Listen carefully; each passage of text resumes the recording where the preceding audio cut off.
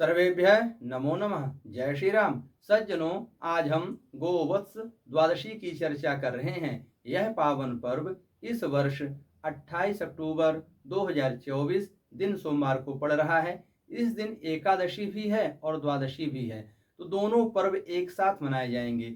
जो लोग एकादशी का व्रत कर रहे हैं वो अपना व्रत करेंगे ही, और जिनको गोवत्स द्वादशी का पुण्य लेना है वो भी इस पर्व को मनाएंगे।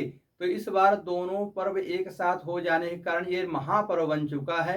क्या करेंगे इस दिन और क्या इसका महत्व है, स्कंद पुराण में और ब्रह्मांड पुराण में, ब्रह्म वैवर्तक पुराण इत्यादि ग्रंथों में इसका बृहद उल्लेख मिलता है।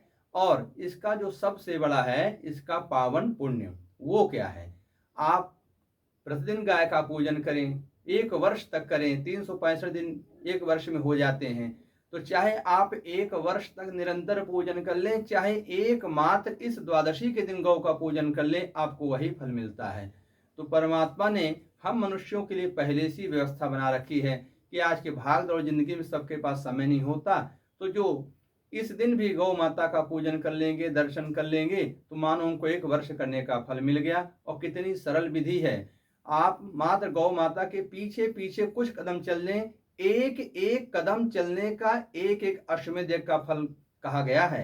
कोई भी गाय हो, अपने आस पास पड़ोस में, किसी की गौशाला में या अपने स्वयं घर में कहीं भी किया जा सकता है। आप सुबह स्नान ध्यान से निर्वृत्त होकर के थाली में सुंदर भोजन बना कर रख करके गौ माता को कुछ हल्दी चंदन का टीका लगा दीजिए, उनको भोजन करा दीजिए और उनकी चार परिक्रमा कर लीजिए, प्रणाम कर लीजिए। इतने मास से आपका कल्याण हो जाएगा।